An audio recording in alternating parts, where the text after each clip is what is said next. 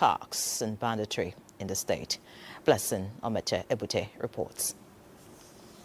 The residents who came out in their numbers to welcome President Bola Ahmed Tinubu expressed their feelings over the incessant unprovoked attacks, especially that of Yelwata, where scores were massacred over the weekend.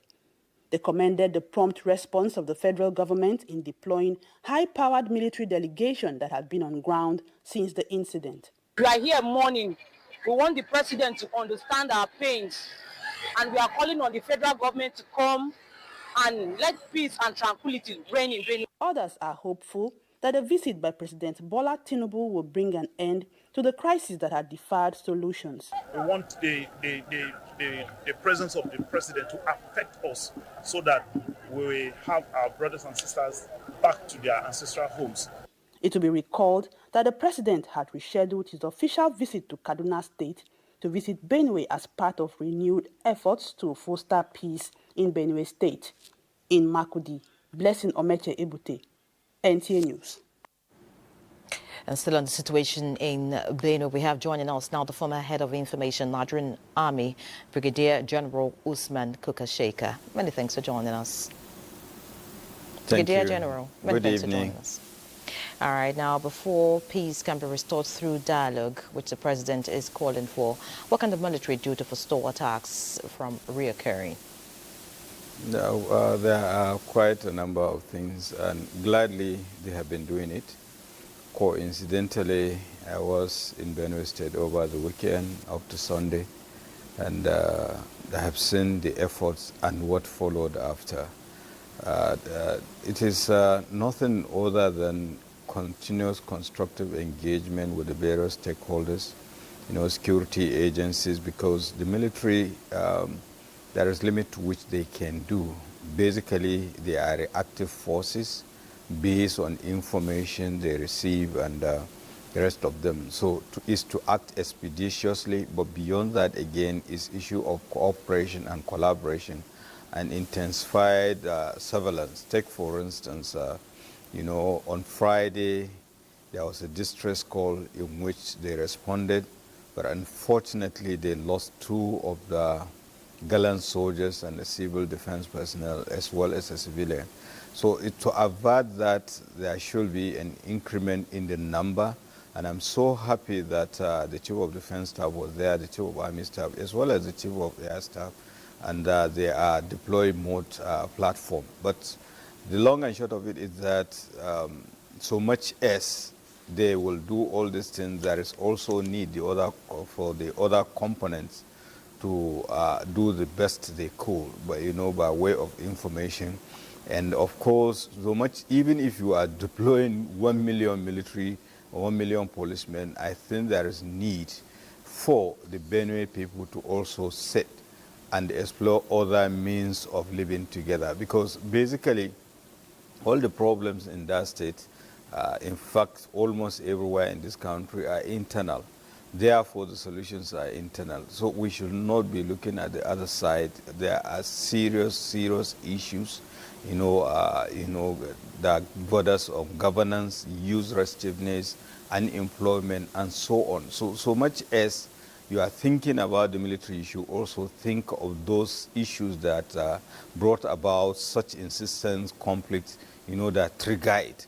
So it is also good to address it, and I'm so happy that the visit of the president has triggered. And of course, he has given them the strategic direction, not just necessarily the security agencies, but even the leadership of Benue State. There are so many stories and so much acrimony. And I hope now everybody will be on the same page and work together, because you cannot fight such an existential threat with a divided house. Many thanks, Brigadier General. But in your own view, it's been over 20 years, the situation, this crisis. Why has it been very difficult to quell?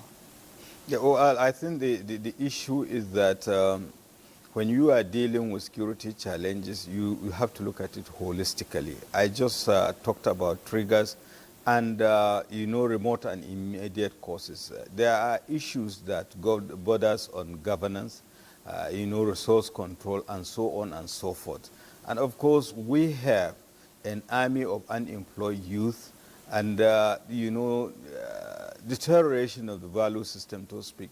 And the components of Nigerian societies are no longer speaking to each other or communicating accordingly. Take, for instance, in the years that passed, some of us will have, like, I think for 9 years, had been traversing right from Enugu or to Ko, Makodi, up to my hometown or to Bayero University in Kano and all the rest. There hasn't been any problem at all.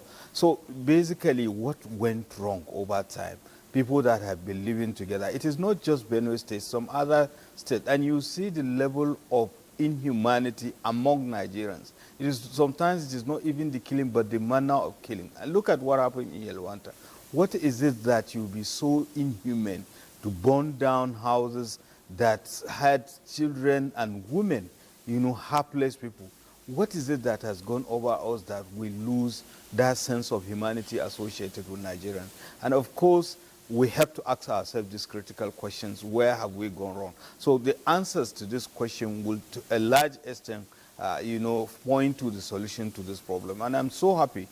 The issue of constructive engagement and dialogue are very, very important, because in most instances, the security challenges that could easily be dealt with dialogue, mediation, and all the rest, you bring in kinetic, the security forces, there is a limit. Take, for instance, the deployment of the military. It's just that because of insistent internal security challenges and the deployment of the military. Whenever you are bringing in the military, all security efforts must have been exhausted to bring in the military. And naturally, the military, they are not they don't bring them to scare people. Rather, they are to shoot and kill so that they will restore law and order. So we should not lose sight of all this kind of thing. Therefore, it is very important. We have the capacity. It's just to talk to ourselves and understand. And you see, the good thing is that right there in Benue State, some of the local government chairmen have started devising means, bringing in stakeholders. In fact, they have standing mediation just to restore and peace peace, committee of and all course. the rest. So these are some of the issues that that need to be done. And we have the capacity of doing it. All right. I hope that we get to see all of that play out in Benue State and, of course, in other parts troubled at this time. Many thanks, Brigadier General Usman Kukasheka, former head of Information Nigerian Army. It was a pleasure to have you on News Extra. Thank you so much. All right, now still in Benue, a number of good-spirited individuals have continued to empathize with internally displaced persons in Benue State, whose numbers have continued to increase following incessant attacks on various communities and other vices. This time, the benevolence is coming from the Secretary to the Government of the Federation and former Governor of Benue State, Senator George Akume. Moses Ajawu Ode reports. The visit of the Secretary to the Government of the Federation to Benue State is to commiserate with the people of the Edwata community in Guma local government area of the state and other victims of armed heather attacks across the state. Senator George Akume had a brief stopover at the Benue State University Teaching Hospital, Makudi, to sympathize with those undergoing treatment before proceeding to Edwata community along the Makudi-Lafia Expressway. Everything that has a beginning has an end. Nobody will eliminate any tribe in this country. Former Minister of Agriculture, Chief Audu Ogbe, and other Benue sons speaks on the situation. High donations of relief materials were carried out by the National Emergency Management Agency, NEMA, to the victims of the attack. Woe unto those who support these programs secretly or overtly. The anger of God will fall on them 7 times. So we wish to thank NEMA for responding immediately to our plight. However, appeal to Benue people not to take laws into their hands as the state and the federal government is collaborating to end killings across the state. In Makudi, Moses Ajau Udi, NTA News. You saw the SGF in that report. We have him joining us now for a conversation. The Secretary to the Government of the Federation, Senator George Akume. Many thanks for joining us, sir.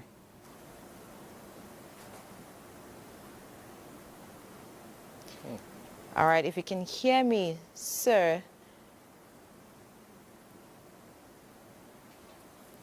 All right, can the SGF hear me? Yeah, thank you. All right, many thanks for joining us, sir. Now, you are a former governor of Benue State. Are you familiar with such attacks, and what exactly is the genesis?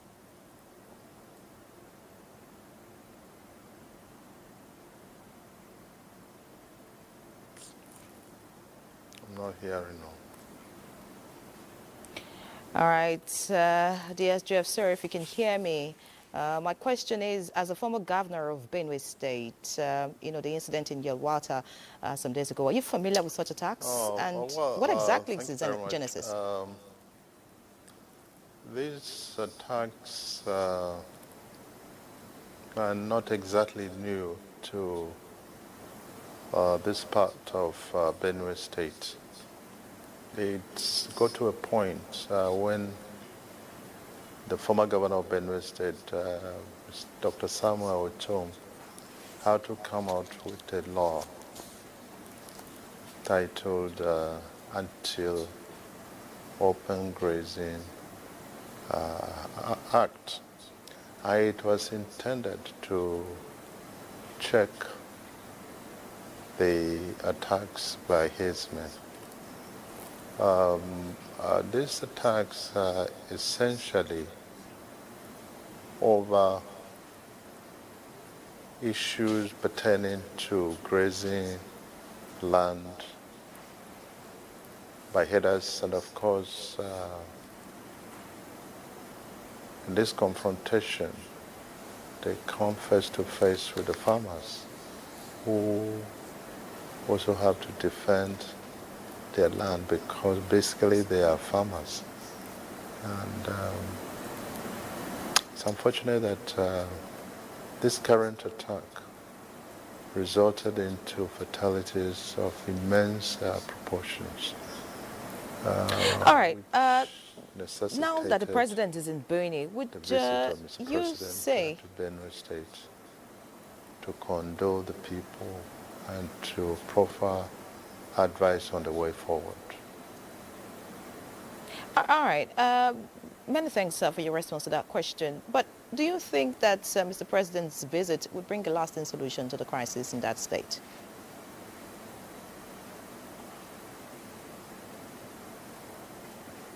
Can you come again? The president's visit to Benue today, do you think it would bring a lasting solution to the problem? I think so because the visit is not taken lightly by all the groups involved. I believe as a peace-loving people, when you have in your midst a very highly placed personality like Mr. President, you don't take his words lightly. He preached peace, emphasizing that without peace there couldn't be development, and without development you could not talk about prosperity for your people. He called for accommodation, citing the stanza of the national anthem, though tribe and tongues may differ, in brotherhood we stand. He talked about ranching, which he believes, and I think correctly too, that will be a veritable enterprise. And once launching becomes a habit, the issue of clashes with farmers would be a thing of the past. He also called for reconciliation amongst stakeholders of Benue State. He called for the establishment of an Elders Council, which will embrace former governors and whether they were from Benue State or not, whether they were indigenous or not. And this is intended to proffer advice to government and to come out with other measures that they believe will contribute to the prevention of such attacks in future. And he called for understanding amongst all of us. All right, many thanks, the Secretary to the Government of the Federation. Because of time, we'll have to leave the conversation at this point. Just like you have said, we hope that this will bring an end to the violent attacks in Benue. Many thanks for joining us on News Extra, sir. Thank you. All right. Let's now get the full details of the President's visit to Benue. All he did and said. Musbah Dan Wahab has that for us. President Bola Tinubu in Makurdi for the Yelwata killing. The Benue community now in the eye of the world. More than 100 people have reportedly been killed by gunmen in the latest episode of the perennial clashes in the state. And the president headed for the Benue State University Teaching Hospital, where the injured victims are receiving medical attention. He saw for himself tens of survivors in the agony of pains, men, women, and children hoping to survive from the hurt and horrors created by the perpetrators. We have multiple, and most times when you see a mother and a child, the husband is gone. For every survivor you see, the survivor has lost somebody. The cause of the attack, like others in the past, has been attributed to Heada's farmers' hostilities. But then, the Commander-in-Chief wanted to know more than the speculations as he met with stakeholders and those who should know. Your Excellencies, it is not Heda farmers' clashes, it's not communal clashes, it's not repressor attacks or skirmishes. What we are dealing with here in Benue is a calculated, well-planned, full-scale genocidal invasion and land-grabbing campaign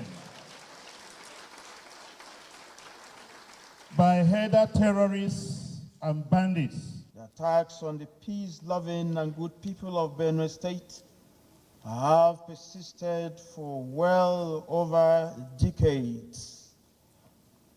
This, we have cause to feel, is a calculated attempt targeted at annihilating us and taking over our ancestral homes. President Tinubu expressed sympathy over the loss of lives and properties, describing it as an incident against his wish for growth and development. You can't give us what we needed, such as food sovereignty, if you continue in conflict. We have no choice but to turn this country into a nation of prosperity, unity. Fight our enemies together, not fight each other now. The value of life, human life, is greater than that of a cow. And it's only when you open the door for conflict that political enemy will come in. We'll do something for the redevelopment and recreation of that environment. He acknowledged that people of the state and other parts of the country deserve peace and promised to collaborate with the state government on how to achieve it. We are here to help you with peace. It's vital to development. As you are not elected to bury people, create orphans and orphanages, and sympathize with widows, we work with you to achieve that peace. So the people of Benue, I just want to appeal to you. It's a very critical time. The governor needs your help. Help encourage him, embrace the peace. I will want us to create this leadership committee now, and then we'll meet in Abuja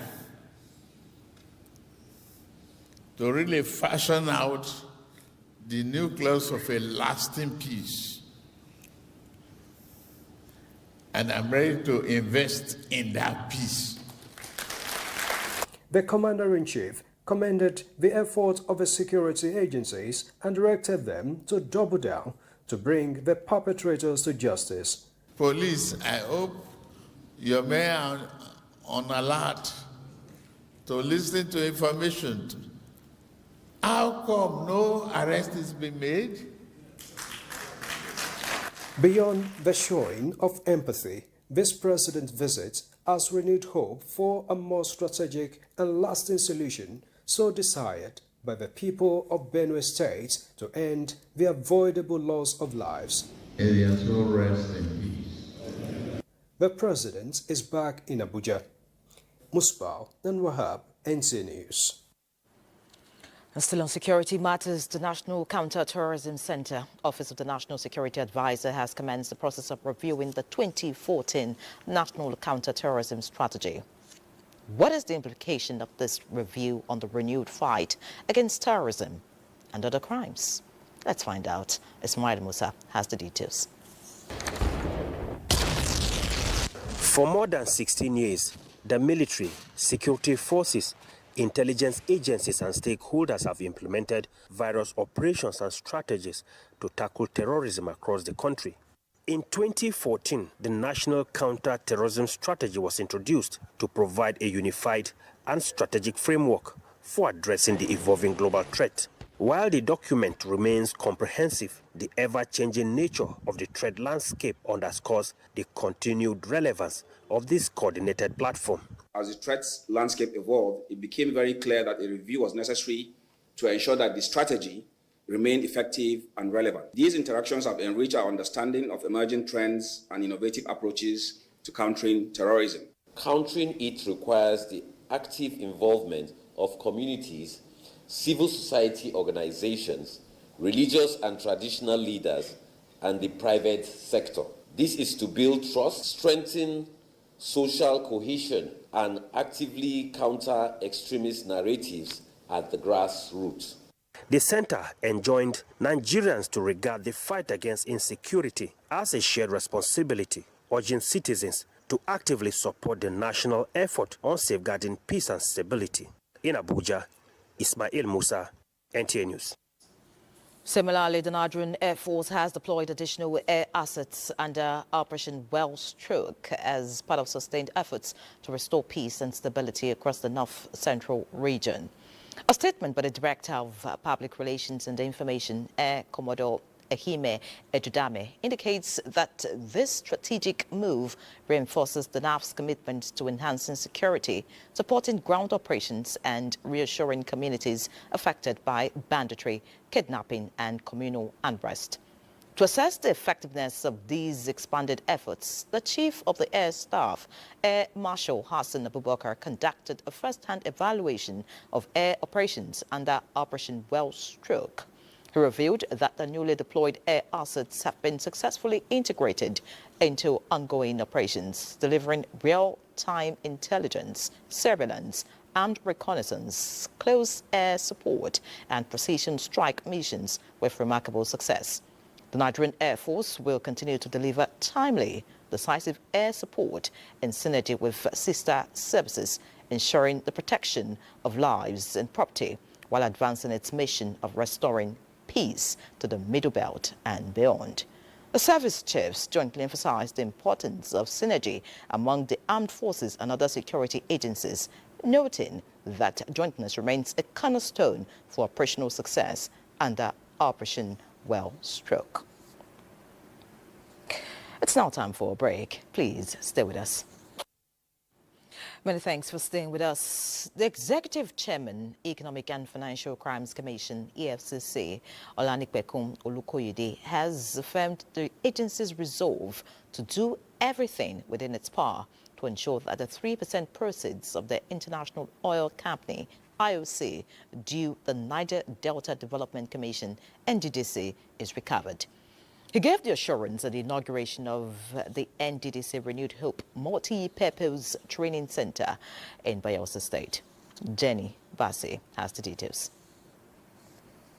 Seated at a 7.5 hectare of land is the NDDC Renewed Hope Multipurpose Training Center, a testament to the Commission's unwavering commitment to sustainable development and human capital enhancement. The training center was conceived as part of the strategic response to the urgent need for skills acquisition, empowerment, and youth inclusion in the region. Inaugurating the state-of-the-art facility, the chairman EFCC noted that under the renewed hope agenda of Mr. President, NDDC has delivered good governance to the people of Niger Delta and Nigeria. Niger Delta is the goose that lays the golden eggs. And it is our strong belief in the EFCC that the goose that lays the golden eggs must not be deprived of the benefit of the golden eggs. Minister of Regional Development Abubakar Momo said the current board of NDDC deserves commendation and cooperation. I even look at this project. I'm not just going to be a center of training. I even look at this project as a center that can even be converted in a due course to higher learning. First of all, this is a training facility where we will train our people and where we can also have retreats, workshops, seminars. We don't have to go too far away. The concept of this project was conceived in a way that it can be a hybrid project. A project that during the flooding season, people who are displaced can also have a shelter and also a place for training and learning. This edifice that stands behind us is a citadel of learning. The NDDC Renewed Hope Training Center consists of 3 residential blocks with 42 rooms, 225 refectory, 200 viewing centers, a warehouse for storage and logistics. Jenny Bassi, NTA News. And away from Bayelsa State, in the past 2 years, Jigawa State has witnessed a massive transformation in its road infrastructure under Governor Umar Namadi's administration.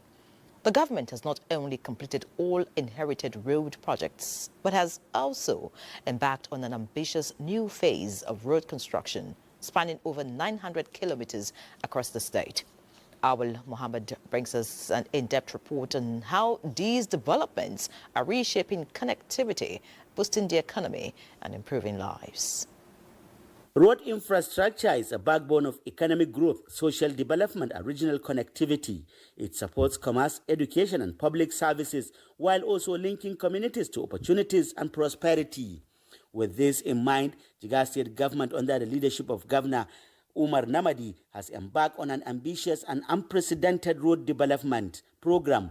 According to the Commissioner for Works and Transport, Engineer Gambo Malang, contracts for 46 new roads projects covering over 900 kilometers have been awarded at the cost of over 300 billion naira. The Commissioner also revealed that 26 road projects inherited from the previous administration have now been completed and are awaiting formal commissioning. The Director of Civil Engineering confirmed that many of the completed projects included the reconstruction of roads and bridges previously damaged by flooding before May 2023, when the current administration assumed office. The most important of what we have to do is to construct a lot of hydraulic structures. And then also we have to raise the level of the embankment. When the water comes, then definitely when you see the embankment, and then at the same time there is a lot of ways, drainages, maybe a culvert, and maybe a bridge, then the water will just easily find its way.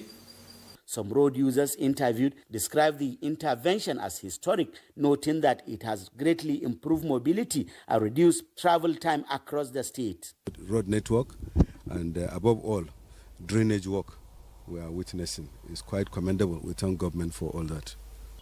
Any local government you go, you cross another local government, is done off. It's road network from one local government to another. From Jigawa Northwest, with its 12 local government areas, to 8 in the northeast and the 7 in the southwest, the story remains the same. Completed and ongoing road projects that are reshaping the state transportation landscape. In Duse, Awal Muhammad Kazauri, NTA News. From Jigawa, we head to Borno, where provision of adequate infrastructure and means of transportation, as well as sufficient energy supply for good and secure connectivity and economic revival are key areas in the recovery efforts of the Zulum administration in Borno State.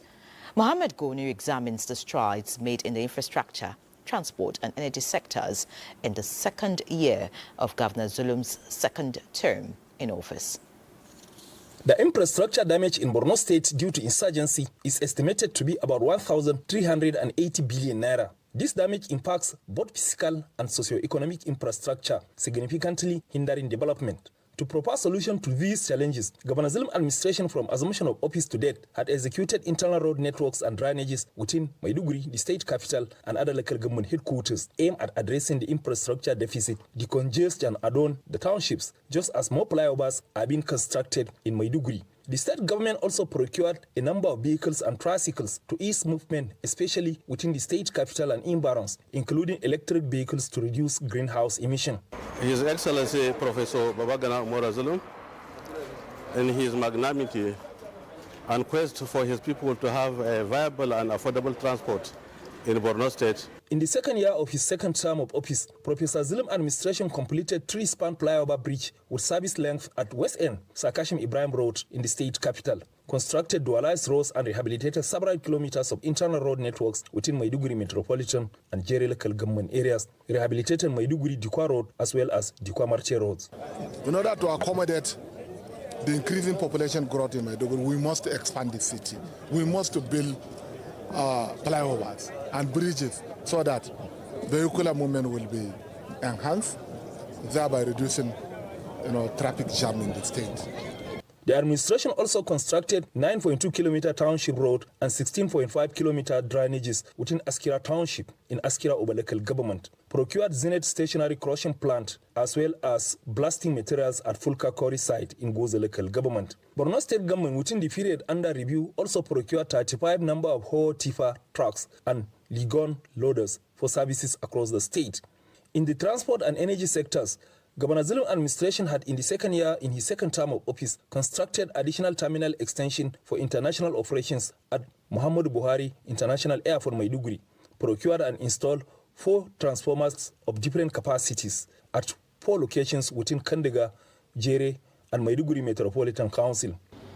And I want to assure you that Borno State government is here and will provide the commitment and political will needed to complement the efforts of the federal government. The state government in the period under review also constructed emergency double circuit line for alternative power supply from Damaturu to Maiduguri. In Maiduguri, Mahmoud Goni, NTA News. Let's now turn our attention to education. Providing excellent and adequate human and material resources for students' growth is as good as developing a nation. This is the feat achieved by Regent Secondary School, Abuja, having been judged outstanding in Nigeria and West Africa by the British Schools Overseas Inspectors, BSO. Francis Udoja reports that Art Painting Symposium was part of activities celebrating the feat. Outstanding award to Mrs. A. The United Kingdom Department of Education, DFE, appoints school inspectors to inspect recognized British schools overseas.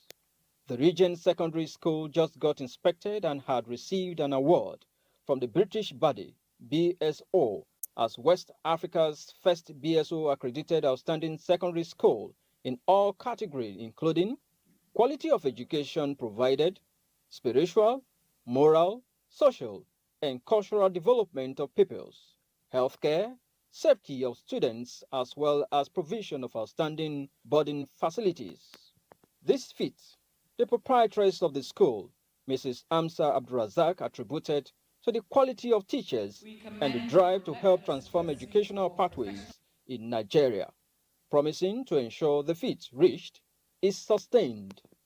We commend your relentless pursuit of professional excellence and extend our deepest gratitude for your commitment to the highest standards. Our path to this significant milestone is rooted in a clear and consistent vision. The next 4 years, until we have our next inspection, will be spent on improving everything which is outstanding already. Our students here are very well behaved. For other stakeholders, The gesture will complement government's effort, improve quality of learning, as well as cultural fusion that will meet global standards. The school is an holistic environment, and we encourage the private sector, individuals, to invest in Nigeria. Coming from a school that is rated outstanding, first in West Africa, it says a lot for me. I feel very proud. I'm very proud of us and all that we have achieved. My kids have been in the region school since from primary school up to the secondary school. And I must tell you, I know that they're capable. For us to see that our children are being taught by the best. So this is an achievement not only for the school but for the standard of education in Nigeria. Regent Secondary School has a blend of the British curriculum with the vision to be one of Nigeria's leading strong academic resource center. In Abuja, Francis Udojo, NTA News. Back to trade and business now. The federal government is set to sign more than 30 memoranda of understanding as Nigeria prepares to host the second session of the Nigeria-Brazil Strategic Dialogue Mechanism, scheduled to begin Monday, June 23, 2025. Deputy Chief of Staff to the President, Ibrahim Hassan Hadejia, disclosed this during a press conference at the presidential villa on the planned visit of the Vice President of Brazil, Geraldo Alckmin, to Nigeria.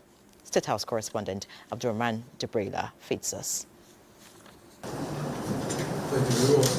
This meeting is to highlight the three-day event, providing the platform for government to tap into the new investment flows, facilitate technical cooperation, and open pathways for enhanced strategic engagement for businesses. The visit of the Brazilian delegation is a landmark event in Nigeria's international diplomacy and a strategic platform for deepening bilateral relations between the two influential regional powers. Nigeria, the largest economy in Africa, and Brazil, the economic powerhouse of Latin America. Since its establishment in 2013, the FDM has served as a cornerstone of our shared vision for mutually beneficial South-South cooperation. It is held biennially on a rotational basis between Abuja and Brasilia, and its return this year signals a renewed momentum in Nigeria-Brazil relations. The session is particularly significant as it aligns with the Renewed Hope agenda, which emphasizes economic revitalization, global partnerships, and the repositioning of Nigeria on the world stage. I will have the honor of chairing. With over 400 million consumers combined and complementary strengths in agriculture, bioeconomy, digital innovation, and creative industries, the Nigeria-Brazil Economic Corridor is brimming with untapped potential. This forum is designed to catalyze tangible economic linkages and unlock investment partnerships. A program that seeks to establish an agricultural initiative in every local government of the Federation, whether it is from production of livestock or production of crops or processing or aggregating. Nigeria enters into this dialogue with an open heart. For the past 3 months, the Ministry of Art, Culture, Tourism and the Creative Economy has had an active dialogue with our Brazilian counterparts, and these efforts will culminate into the signing of 2 pivotal memorandum of understanding, and it will open new doors and new vistas for Nigeria and for Brazil. We have close to 30 MOUs that we are negotiating. Some will be able to conclude next week and sign, and while others will continue for the state visit of Mr. President to Brazil. The strategic dialogue mechanism being coordinated by the Office of the Vice President is designed not just as a diplomatic event, but as a strategic platform to secure real investment outcomes and deepen South-South cooperation. From the State House, Brahman Jibrila, NTA News. Meanwhile, the federal government is intensifying efforts towards reviving moribund industries in the country as part of measures to stop capital flight and job losses. Minister of State for Industry, John Eno, speaking at an engagement with the Industrial Revolution Work Group, assured that solutions to the problems bedeviling the nation's manufacturing sector are already in sight. Joel Kukwola has the rest of the report. The manufacturing sector is the bedrock of any economy. With its capacity to create jobs and wealth from economic growth, the federal government is now thinking outside the box to achieve the much-needed industrial revolution that will serve as a catalyst for the nation's economy to gain traction. The Industrial Revolution Work Group, which the Minister of State for Industry, John Eno, says has been building on the momentum established by the present administration, has reposed confidence in the Nigerian economy. We are hoping that the work that we do will be able to serve as such encouragement as to enable even some of the industries or manufacturers that have relocated to find good reason to come back. You can access funds easily. And if along the line you're able to have people to work very much, it is expected that there'll be rebound. The group focused on addressing some of the teething problems in the manufacturing sector as 5 areas such as energy, security and infrastructure, affordable financing, promotion and patronage of made-in-Nigeria goods, and other salient areas. Success will be measured by the kind of the momentum that we're able to create, the systems we're able to fix, the industries we're able to revive, and the jobs we're able to enable. As IRWG attempts to reinvigorate Nigeria's manufacturing sector, government is also willing to implement the recommendations of the group. The theme of the technical session is From Activities to Outcomes, Driving Industrial Execution. In Lagos, Joel Ukwola, NTA News. In the same vein, factories have started springing up at the Dajinkowa Muhammadu Buhari Industrial Park, a 1,000 square hectare industrial site in Gombe State. Emmanuel Akila reports that Governor Muhammadu Inuwa Ayahaya played host to former President Olusegun Obasanjo to inaugurate the first factory that is set to begin processing seeds. Former President Olusegun Obasanjo, who watches as Governor Inuwa Ayahaya inaugurates the first processing factory at the Muhammadu Buhari Industrial Park, believes agriculture remains critical to Nigeria's development and prosperity. If we are going to make progress in our development in this country, we will need this type of facility, which you have kindly and appropriately provided. The factory will no doubt provide our farmers with access to high-quality, climate-friendly seeds, and thus boost agricultural productivity and enhance food security across the Northeast and, in fact, across Nigeria and beyond. The setting up of a processing factory such as this at the Muhammadu Buhari Industrial Park is indicative of the success of the industrialization plan of the Gombe State government. And its inauguration is what the youths have been waiting for. People will get jobs here, and we are proud of that. Even outsiders can benefit from this venture. It was a dream, actually, the whole idea of the industrial cluster. But now, the reality is here. Myself and the one people of Yamadiba, we are very, very happy regarding this project. Anything produced here is free from any tax. Gombe State Commissioner for Trade and Industry says over 100 companies have secured spaces to establish factories to also take advantage of the friendly tax policies of the state government. In Gombe, Emmanuel Akila, NTA News. This is News Extra. Let's pause here. There's more news in a bit. Stay with us.